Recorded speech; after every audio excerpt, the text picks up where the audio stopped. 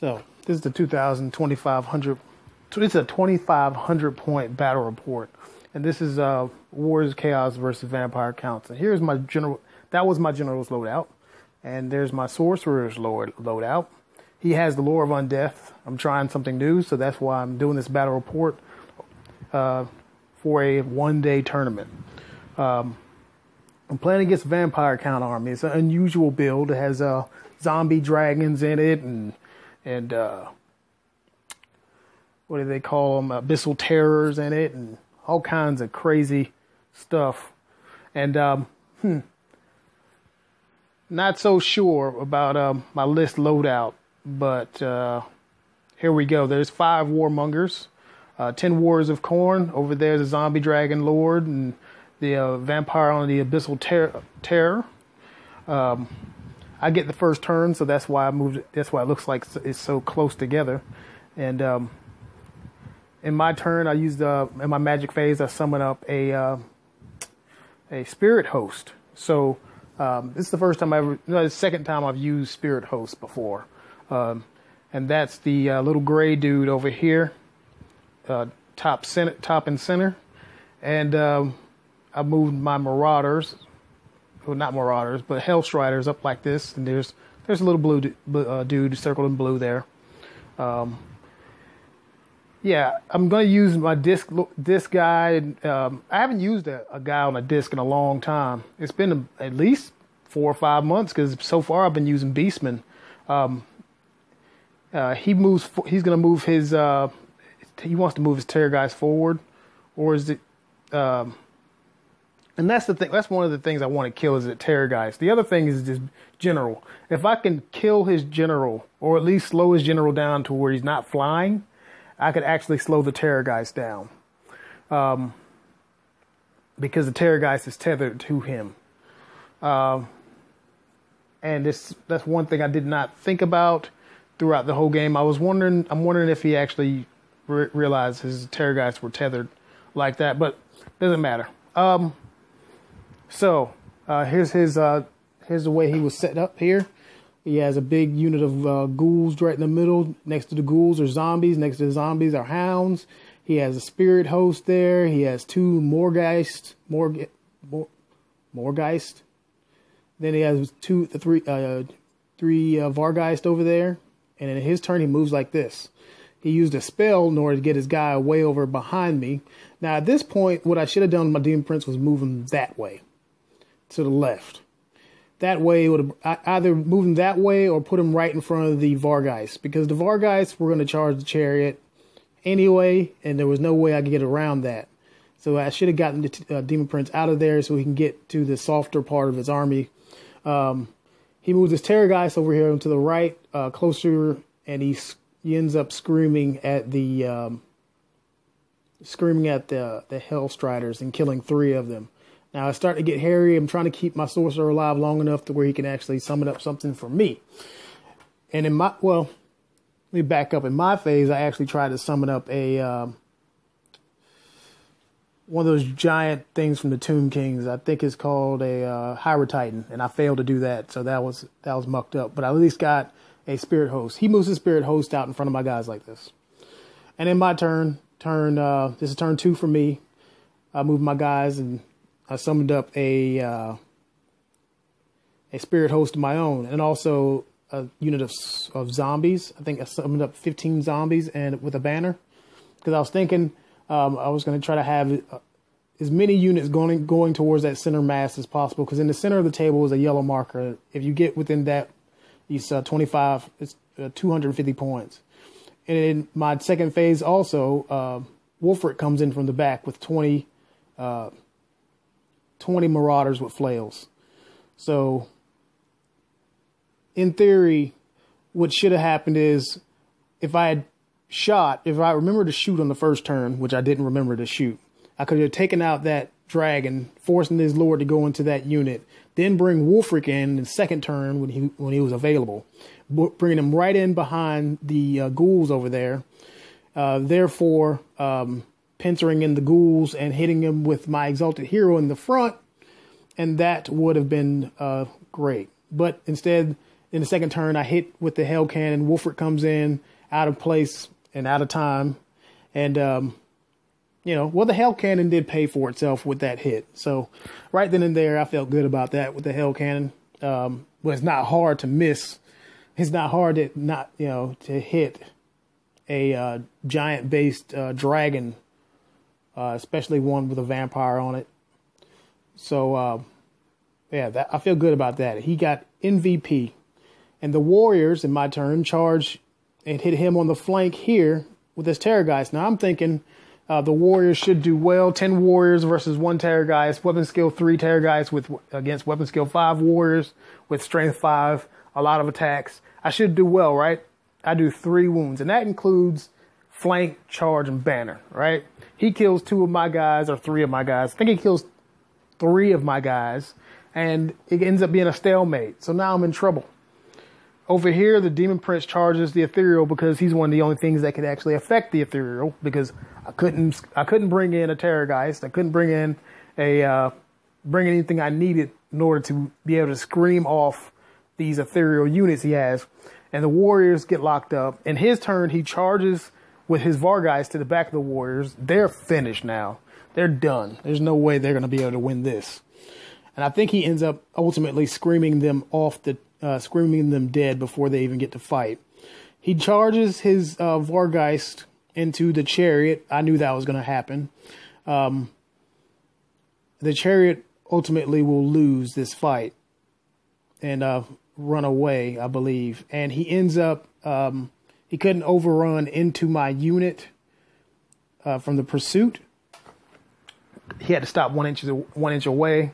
And so that stops those guys from actually catching that Chariot. Here's a picture of me getting crushed over here. The Warriors getting destroyed. I think they killed 1 Morghast before they left, but it doesn't really matter because he's probably going to summon up another one.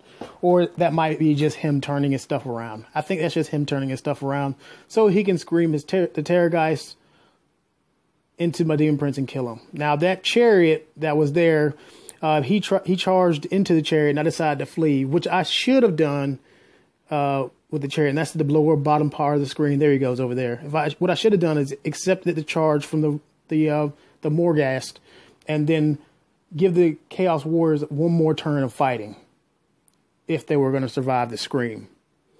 That's what I should have done. And if I had moved the Demon Prince the opposite direction, he wouldn't be in line of fire of a Terrorgeist. That was a bad call. A bad call. And the board looks like this. At this point, I was in trouble because he killed them, and then something happened here where he killed them. I don't think it was in his turn. He actually killed him. He screamed him, blah, blah, blah. Yeah. He turns around and he charges the Demon Prince. I don't know why the Demon Prince was even there. But anyway, in my turn, because I think the Demon Prince ultimately charged that unit, and I think I should have just gone the other direction. And I charged the other guys into the flank of his Vargeist, and they should kill the Vargeist, because they got to get their points, because he's keeping them out of the fight. I put some hounds in the way to try to stop him from charging in his turn, but that doesn't work. Oh yes, and by the way, I tried to summon in a Terrorgeist of my own so I can scream his Terrorgeist off, and I rolled a bunch of 1s and 2s. 6 diced it and rolled 1s and 2s, so that's great. So now the Demon Prince is surely going to die because he already has a wound on him. Yeah, he's done. He's finished. He's locked in by one of the hardest units to kill in close combat, the Morghast. My skeletons, I believe I'm going to charge into his skeletons shortly. And I want my skeletons to be in the middle of the field. There's him screaming off the Terrorgeist after the sorcerer flubbed his sorcerer roll, his magic roll. Well, his summoning of a Terrorgeist. In hindsight, what I should have done was summoned in small things like Banshees and stuff like that. Maybe even a Hex Wraith unit, because they can actually move through units and do a bunch of damage that way with no armor save. I wasn't really thinking about that. But I did charge my Exalted Hero into his unit, He gets locked in. Doesn't really do a lot of damage in my turn. Then he charges the Exalted Hero, Unkillable Exalted Hero on the flank. I move my ethereal units out in front of his skeleton units so he cannot help but to get hit on the flank.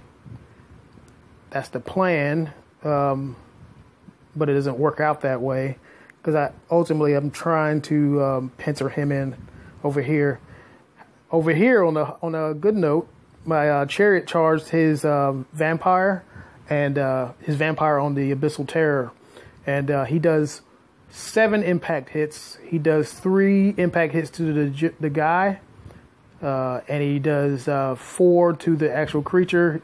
He fails to wound with 1 of the 4, and then the chariot handlers kill the creature itself, dropping the Lord on the ground.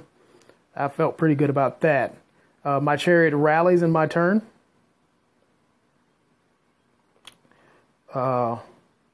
Here's another more of the Morghast doing whatever the hell they want to do, and me failing to actually do anything to them.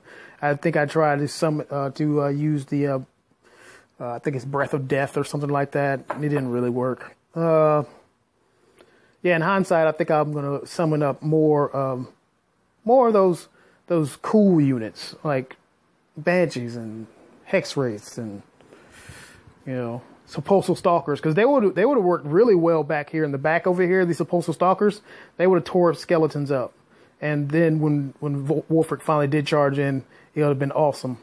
But the Lord, the Exalted Hero holds in there even without a general. Maybe I should use less of my general. The skeletons hold. I don't need a Demon Prince. Who needs a Demon Prince? He's just a target. And yeah. Here we skeletons on zombies. The only thing worse than a skeleton is a zombie. I'm starting to figure that out. But yeah, there's one of my ethereals. He's there, and my plan is to charge in the ethereal and Wulfric, and I'm going to lock his Lord in place by moving him in base contact with the ethereal. That way, he can't make way to get away from the ethereal. He'll have to be locked in with the ethereal, and Wulfric can pick out a champion to challenge and kill, and hopefully he'll get something cool on the Eye of the Gods.